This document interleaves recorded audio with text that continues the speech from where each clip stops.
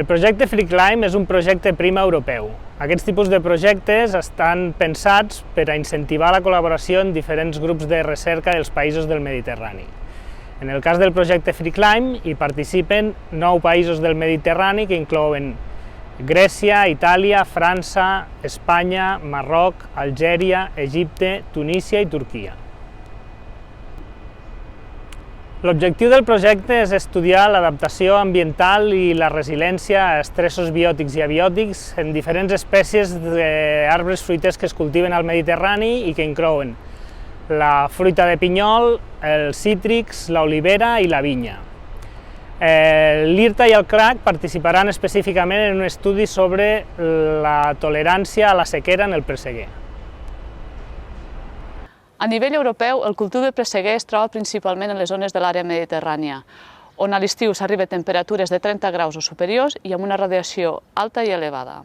Aquestes condicions climàtiques, juntament amb una situació de manca de recursos hídrics en els propers anys, pot ocasionar que els fruiters pateixin estrès hídric.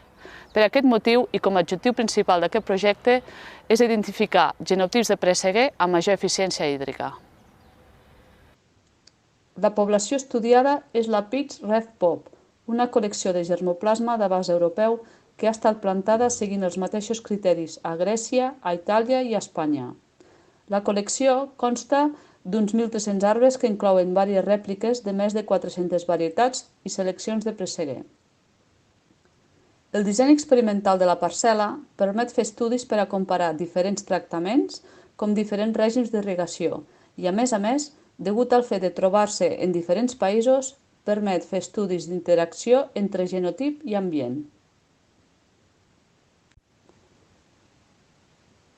Per saber si un arbre té manca d'aigua per poder fer tots els seus processos biològics, com ara la fotosíntesi i produir fruita de bona qualitat, s'han utilitzat diverses tècniques per tal d'avaluar les diferències de transpiració entre els genotips de presseguer sotmesos a diferents estats hídrics. Per una banda, es van utilitzar mesures manuals del vigor, potencial hídric i de termografia. Com aquestes tècniques requereixen de molt de temps i molta mà d'obra, també es van utilitzar tècniques de teledetecció que requereixen molts menys recursos. En particular, en diferents moments fenològics del cultiu es van adquirir imatges tèrmiques i multiespectrals des d'un dron.